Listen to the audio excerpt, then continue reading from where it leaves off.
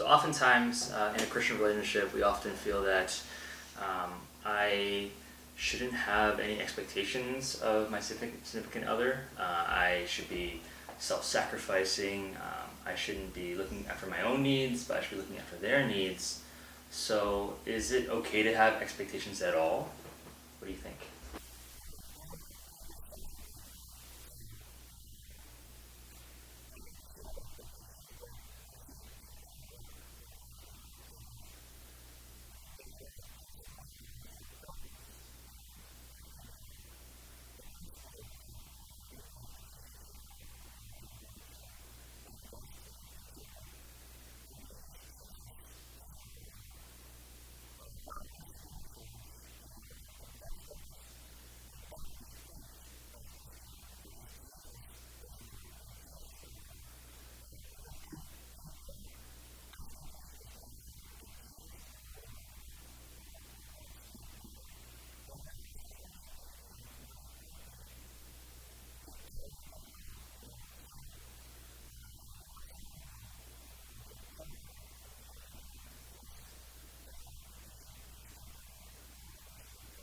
Outside of that, though, I think then there's the preference ones. Like the guy is thinking, I want my wife to be pretty, or maybe the woman thinks, I want my man to be like a very competent, successful worker, something like that. Those I think are a little more flexible. I think that that there are things that we ought to look for preferentially because the wife is supposed to be a helper to the husband and vice versa, the husband a helper to the wife.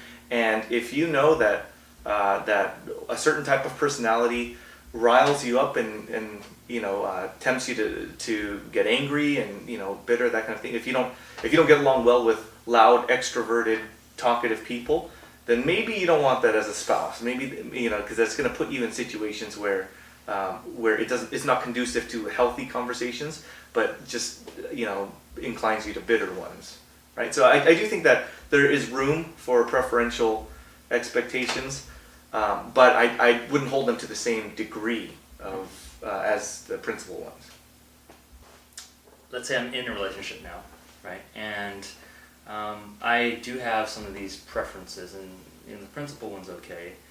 Um, so how, for myself, how do I deal and understand my own preferences and expectations in a way that is healthy, that it would not, hurt the significant other? So the first thing I wanted to say was the expectations of principle, I think, are kind of the things that are more non-negotiable, the things that we can speak to, I think, with some kind of authority. Something the Bible says certain things, and there are certain things we should expect. Namely the main one, namely being that Jesus is that person's Lord.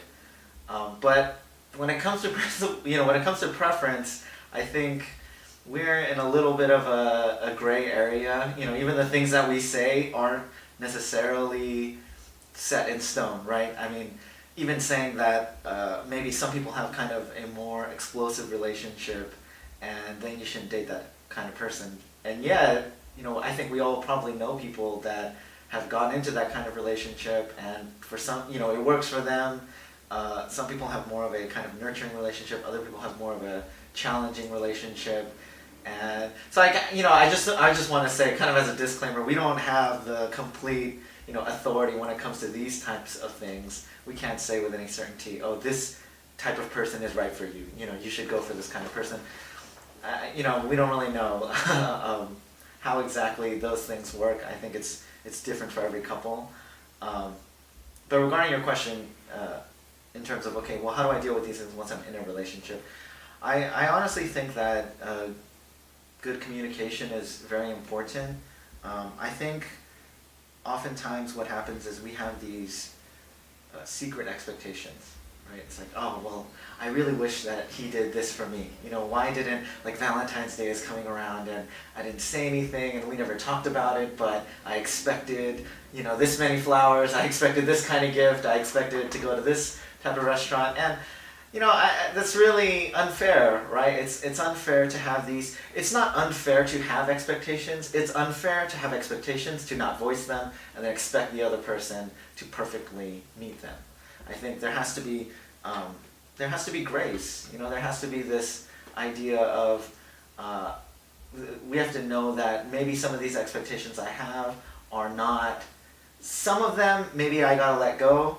Some of them, maybe it's just something that's in me, and even if it's something that I feel is, because we can't always control what we feel. Maybe it's something I feel, and even though I don't want to feel this way, I do feel this way. When the other person says something, I react in a certain way. Maybe it's not totally rational, but that's the reality. This is how it is. Then you should voice that. You should be able to, I think as much as we can idolize the other what the other person should be to us, we can also idolize the way that we should be to the other person and think, well, I have to appear to be this very put together person, a person that has no expectations, a person that perfectly accepts everything and sacrifices everything and always gives to the other person. And that's just not realistic. That's not a realistic relationship. Sometimes you have to admit your weakness and say, I know that this is kind of needy, but this is what I need. I know that this is kind of, I'm just being a needy guy or a needy girl, but I need you to call me every day. You have to voice that and be able to clearly communicate that. I think that's the best way to get that out there. And if you're in a dating relationship, it will get you to a place where you can more clearly be able to know and understand, will I be able to be with this person? Will we be able to be married and live together and push each other towards Christ, or is this not just going to work out? I think those things come through that kind of communication. Related to that, when you were saying you should communicate your expectations and things, I think it's kind of dangerous when someone has a long list of expectations for their partner, and yet not a long list of expectations for them to be toward their partner. My boyfriend has to be like this, or my girlfriend has to be like, and have 8 items on your list. But then when you ask, what do you have to be for your partner? When the list that you expect of your partner is longer than the list that you're expecting of yourself, I think it starts to expose a certain mentality in the relationship. Like, this relationship is about you bending toward my will, rather than this relationship is a way that I serve you. And when you have two people who think that the relationship is you have to serve me, then you start to begin a destructive cycle. So I think it needs to be communicated and it needs to be thought out. I might even venture to say you are allowed as many expectations of your partner as you place on yourself to be for your partner, and you kind of get what you ask for, though. If you have a list of 10 things that your partner needs, he needs to be tall, he needs to be rich, he needs to be charming, he needs to be funny, he needs to be smart, he needs to be popular, etc. Good luck finding someone. You kind of throw some risk into that. Right. But if you're he needs to be Christian and like me back, then your chances kind of increase because your standards lower. I think preferences are permissible, not always beneficial. I think communicating those things too also helps you to see that disparity. Yeah. That I have all these expectations of, because sometimes when you just keep them inside and they're just in your head, or maybe you only talk about them with your other friends and you don't really talk about them with your significant other, you tend to think, oh yeah, they're equal, and then you actually start talking about them and you realize, man, I'm crazy. I have 100 expectations of you, and I have nothing for my, and it'll help you to see that, it'll bring it to light. And sometimes even just talking about them, you'll start to think, oh, maybe I am putting a little bit too much of a burden on you, and I'm not thinking about serving you as much. I'm just thinking about being served by you. Right. Yeah. And and it's not the number of things on the list either. Some are more weightier than others. Right. One could be you have to send me a text message every day. That's easy to do. The other is you must be emotionally stable at all times, which is far more difficult for some individuals. And so Yeah, I don't think it's a number of things on the list. Right, It- yeah. It's like, what are you really asking of them, you know? Especially if you're saying, like, you have to make a lot of money or you have to be popular or something like that. Right. So sometimes, when we have these expectations, I think it's good that we do communicate and we do understand and evaluate what is it exactly we expect of our significant other or spouse. And I think that when we do communicate, it's usually when, like I dropped the ball, I missed the cue, I didn't meet the expectation. And now a conflict has erupted, and now we got to resolve it, and that's then and there. It's the reactionary communication versus like the proactive, right? So, what do you guys think? Like, should we take some time, just like plan it out and say, like, on this day, I think it'd be good for us to talk about like what some of these expectations I may have, so that we can protect one another. Because oftentimes I think that like we often blindside the other person because they didn't even realize that they missed your expectation. They didn't meet it or something, and that they, have failed you, and then you kind of like react in a way. It's not like I can just let it slide, so to say, all the time, right? So, should we set aside time to talk that out? Ideally, I think, yeah, it'd be great to sit down and say, these are my expectations, but a lot of times you don't discover them until they've been violated, Like, I didn't know I needed a phone call every day. I didn't know I was that needy, Like, because before you had a girlfriend or a boyfriend, you never expected that of anyone, Are you saying that of yourself? No, I'm far too solitary, and so, yeah, I didn't know I needed to stay up for 4 hours by myself every, you know what I mean? I didn't know, but, yeah, so it would be nice if everyone knew themselves so well that they could sit down and have that conversation. But since that's not always realistic, sometimes it is, sometimes it's not. I think what might be better is just like the first time's free kind of rule. Like the first time you violate my expectation, we sit down, I have a reasonable conversation about it with you and let you know that this is what's going on in my heart. And just that's it. The first time's free. They don't. No one gets upset. No one's mad because nobody knew. And then after that, it becomes more of like, have you been working on this? And are you disregarding my feelings or that kind of a thing. So I think at least that first time, it has to be done purely to communicate something that was not understood previously. And then every time after that is still an exercise of patience and grace and charity and humility. It becomes more understandable when like over and over this person keeps messing up in the same way. Then I can understand someone getting angry. But even then, in your anger, do not sin, right? But yeah, I think that first time needs to really just be like, hey, we got to touch base here and be on the same page about this subject. I think the approach matters too, like how you think of an expectation. Because I think we tend to think of expectations as I deserve to be treated a certain way. So you should treat me this way because this is what this is the whole idea of entitlement, right? This is what I deserve. This is the expectation I have. And when somebody violates our expectations, as you say, we tend to think of it as like, you're an idiot. Like how can you not know that this is the way that I deserve to be treated? And I think approaching it maybe with a little bit more humility, because honestly, like I wish I could be a perfect husband. I wish I didn't have any expectations. I wish I could just serve all the time, love all the time perfectly, do everything to just uplift, my wife and allow her to, and just totally give her, but the reality is I can't, and so my expectations come out of, really, for me, the way I consider it is some deficiency. It's like, I'm unable to be perfect, therefore I have these I have these needs, I have these things that I need.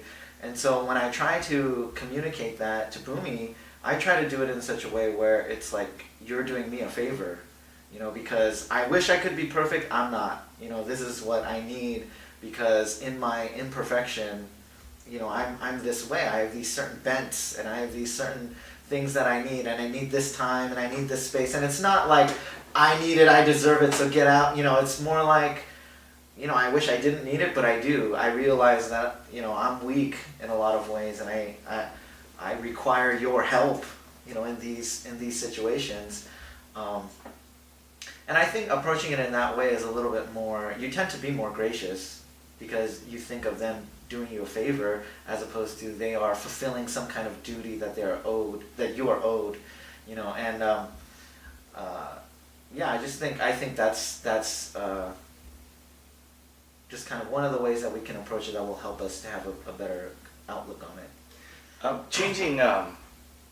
Changing mentalities is something that I've had to exercise in like small ways. Christine and I, one of the ways that Christine and I are different is she's the kind that wants to, after dinner, have all the dishes washed and everything kind of put away first, and then sit down and relax, Right. But I'm thinking like dinner's done, let's just go watch a movie, relax, and then come back. Yeah. Then we can get all the chores done or whatever. But like right when she walks in the door, I don't want a list of things to do. I want to just say, hey, like, let's sit down and relax. Let's chill for a little bit. But she's not like that. And so I realized that, when she comes in the door and says, can you turn on the dryer or something? Can you get the dishes or get the table ready while she makes dinner? When that happens, it actually puts me in a bad mood, because it's very different. I'm programmed backwards. I think her way ensures that the job gets done. My way's the procrastination method, So I think I'm wired backwards in that. But I try to think like, okay, well, this is one of the ways that I die to myself instead of make her die to herself. You know what I mean? Like, so it's something that I try to be very understanding with. I'm not good at it. I'm sure she's watching this video and she knows I'm not good at it. But it's something I try to do and not grumble about anymore. The funny thing, I'm the same way. Boomy and I, same dynamic, right? She wants to kind of clean and do everything immediately. I'm kind of like, we just ate. Let's relax. Let's let it sit for a little bit. We'll take care of it later. And that's probably just my sinfulness or our shared one. Yeah. But it's funny though, right? Because you don't want to change because it's really just this entitlement more than anything. It's kind of this idea of, well, my way is the right way. More than it is the actual act of doing it, because it's not the end of the world. I mean, you do it now, you do it later. What's the difference, right? I mean, just do it now if you can do it now. But it's this idea of, well, I'm losing something. I'm losing my position and my preference to you. And yeah, as you say, it is a way of dying to ourselves, and the more you do it, the more you kind of just let go of that one idea that I'm losing. If you just let go of that, everybody's happier, right? I mean, you're happier, Christine's happier, Boomy's happier, I mean, everybody's happier, and of course, when she's happier, I'm happier, and it's really, I mean, it's a joy in sacrificial giving when we really lean into what Jesus says, when we actually trust, okay, I think his way's better, I think my way's better, but overall, his way of sacrificing and really giving to that's better in the end. And it actually is better when you do it. It's funny like that because what we're really holding on to is nothing. It's just this very personal preference that we have. Yeah. So moral of the story is, Christine, if you die to yourself and do it my way, everybody's happier, right? That's good. Okay. Okay, so for our next question, shifting gears a little bit, now it's in a situation of, let's say, my significant other is struggling with something. Maybe it's a specific sin, or it might just be like a habit that has been ongoing for throughout a relationship even. What do I do? Do I just pray for them from a distance? Do I actively engage and address them about it? What should I do?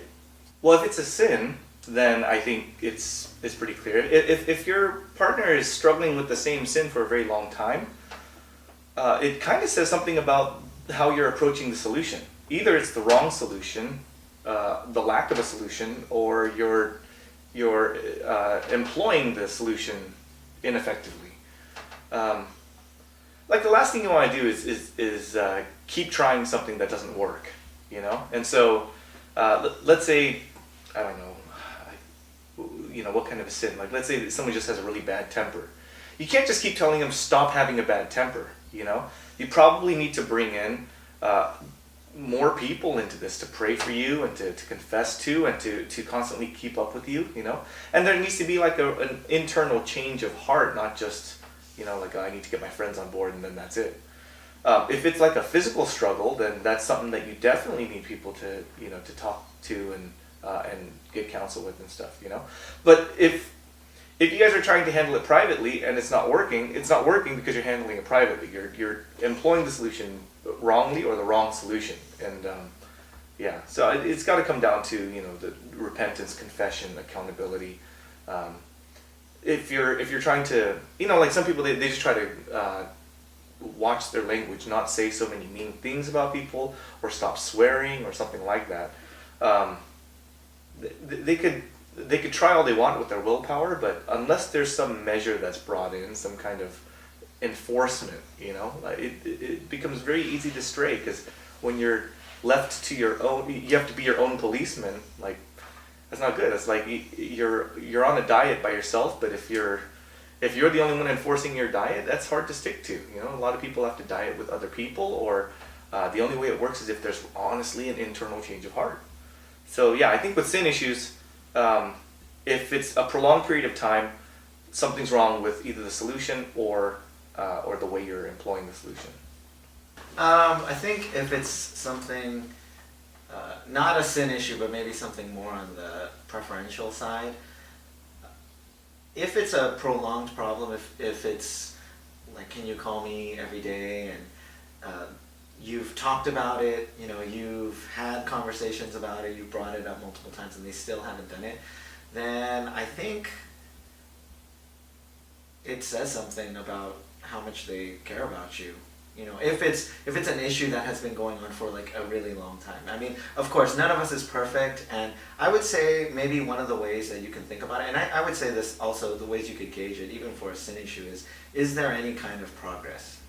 You know, is anything happening at all? Is anything changing? Are they getting a little bit better at it? Like, if you expect them to be perfect after, you know, a couple weeks or something, I don't think that's realistic. I don't think that's going to happen.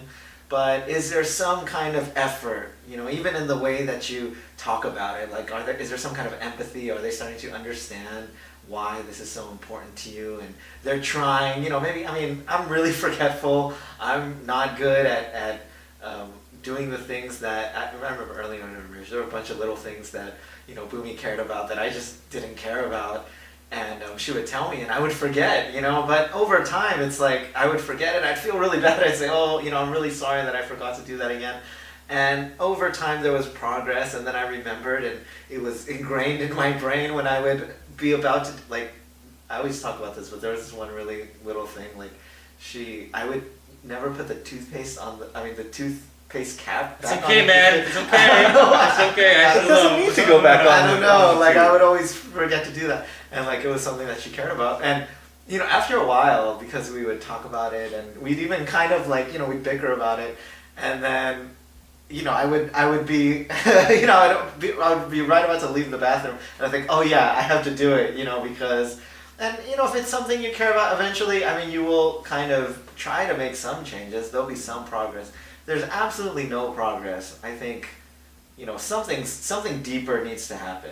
You know, you need to have a serious conversation about it and see if there's not something else related to that issue. If there's some deliberate reason that they are not changing, or there's some deliberate kind of rebellion, you know, that's happening there. Because oftentimes that is for something that's happening prolonged over a long period of time, there is some kind of other issue that hasn't been discussed. Maybe the other party feels like they don't want to do it, and you know, they just feel like they haven't been heard on their side. You know, I think a kind of a deeper conversation needs to take place then. I think, you know, like if the guy violates the girl's expectations, you know, like he doesn't put the toothpaste back on the tube or something like that. In the way that, you know, she's gonna bring it up, right? And let's assume that she brings it up in a way that is not hostile. You know, Right. it's not like, Yeah. you know, why didn't you, Right. right? But it's just like, you know, hey, you forgot again, right? I think the way that the guy responds to that whoever made the offense, whether it be the guy or the girl, but how that response happens is going to be very telling, because they could either say, "Oh, I messed up. I'm sorry. I messed up again, and I feel really bad," because that demonstrates I care Right. that you're bothered. But the other response is like, "I'm trying, okay? Like, get off my back. Why do you keep bringing this up? Don't you see I'm trying?" Right. And that's more like, look, I don't care if you're hurt. Right. You should be glad that I'm like, Right. trying to help you out or something like that. And I think, yeah, there are times where, all of us kind of exercise one or the other, when we're feeling charitable and godly, or Right. when we just like, forget it, I'm just going to exercise my flesh right now, And that's a point too. The way that you even bring it up in the first place, right? You said assuming that it's brought up in kind of a loving way. Yeah, instead Hey, of a it's not hostile. it's not always in a loving way, right? Oftentimes it is in a hostile way, and that might be the reason that there is kind of no change. So I think on both sides, it has to be loving. It has to be filled with grace. It has to be with humility. Yeah. And if there isn't a change, it's probably on one or both parties aren't approaching it with that mentality, Yeah. right? They're approaching it with Because kind of a that's really the certain- question, right? Is the way you bring it up intended to help the relationship? And then is the way you respond intended to help the relationship? Because you could bring it up in a jerk way, like, "Hey, why didn't you do this?" Yeah. And then you can respond in a jerk way, "Get off my back, I'm Right. trying." You Right? failed again. Yeah. Yeah. And so, yeah, I think definitely like that has to come in. Like, the intention behind either the initiator or the responder is, are we trying to make this relationship healthy? Right. For Valentine's Day last year, Uh-huh. I signed the card from the guy that doesn't count the toothpaste. One small thing I want to add: Christine and I actually found a solution to the toothpaste dilemma. She has her toothpaste, and I have mine, and they're on opposite sides of the sink. And hers stays in the shelf with the cap on. Mine stays on the counter with the cap off. And she doesn't like secretly just cap yours every now and then. She does every now and then, or someone does. But yeah, it's a halfway solution. Cool. Good compromise. Yeah.